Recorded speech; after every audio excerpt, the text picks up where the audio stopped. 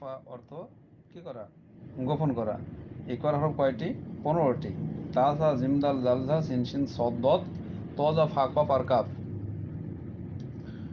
মিম নুন সাকিন এবং তানভিনের বামে, নুন সাকিন এবং তানভিনের বামে যদি এই সব অক্ষর পাওয়া যায়, নুন সাকিন সেসব জায়গায় গোপন করে গুণনার সহিত পড়তে হয়।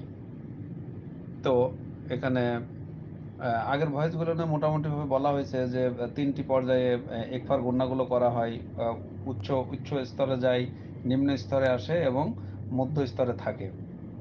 তো যেটা নিম্ন স্তরে সবকিছু বলা হয়ে গেছে, আপনারা এগুলো একটু বুঝে বুঝে পড়ে নেবেন। তো আমি পড়ে দিচ্ছি, আপনারা আহ, এগুলো ঠিক করে নেবেন ইনশাল্লাহ। জি।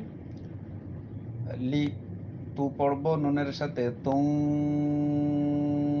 তুং অর্থাৎ অনেশ্বরের মতো উচ্চারণ হবে, ঠিক আছে? অনেশ্বর, বাংলায় যে অনেশ্বর আসে, এই অনেশ্বরের মতো উচ্চারণ হবে।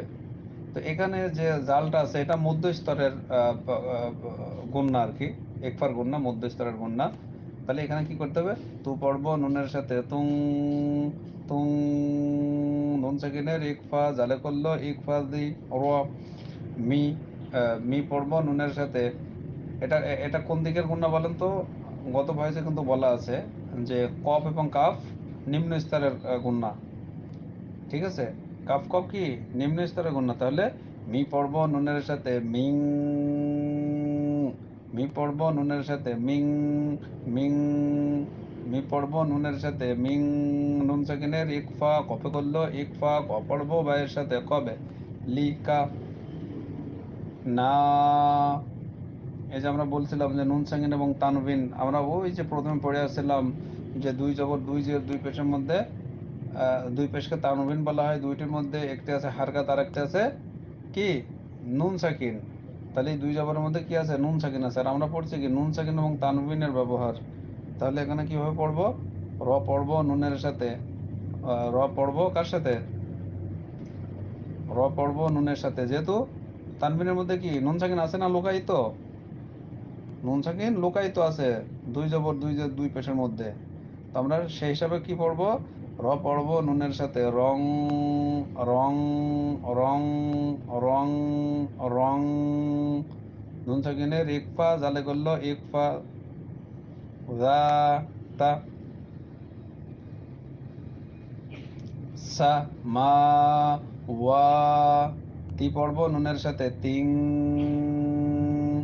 তিং, তিং, তিং। মধ্য স্তরের গুণ, গুণনা এটা। নুন সাকিনের ইকফা, তি পড়বো নুনের সাথে তিং, নুন সাকিনের ইকফা, ত করলো ইকফা তি বা, ক। মিম ওকফে লাজিম, এখানে অবশ্যই দম ফেলাতে হবে। আচ্ছা, বাদ বাকিটা আপনারা জি, আপনারা উপরের লাইন তো আমি পড়েই দিলাম, নিচের লাইনটা আপনারা পড়া দিবেন, ঠিক আছে? উপরের লাইন তো পড়বেনই, দুইটা লাইনই পড়বেন, নিচের লাইনটা আপনারা পড়া দিবেন, ঠিক আছে? নিচের লাইনটা কি করবেন আপনারা? শুধু নিচের লাইনটা পড়ে দেবেন, উপরের লাইনটা শুনবেন, পড়বেন, নিচের লাইনটা পড়ে দেবেন। ওকে, জাজাকাল্লাহ খাইর। আসসালামু আলাইকুম।